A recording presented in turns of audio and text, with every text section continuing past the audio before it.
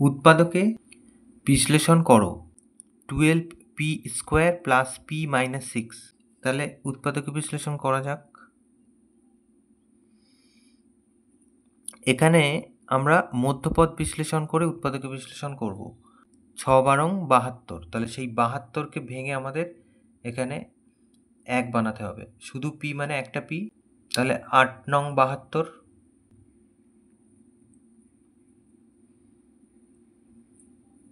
9 থেকে 8 যদি বাদ দেই তাহলে 1 হয়, তাহলে 12p² প্লাস 9p প্লাস মাইনাসে 8p প্লাস মাইনাসে মাইনাস 8p মাইনাস 6। প্রথম দুটোতে কমন আছে 3p, তাহলে 3 এর 4 12, 4p আর প্লাস 3। এখান থেকে মাইনাস, এখান থেকে এই দুটোর থেকে মাইনাস 2 কমন নেব, তাহলে 4p এখানে হবে আর মাইনাসে মাইনাসে প্লাস 3।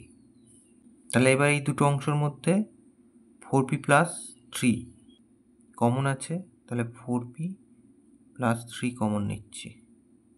নিলে এটার মধ্যে পড়ে থাকবে 3p আর এটার মধ্যে পড়ে থাকবে -2।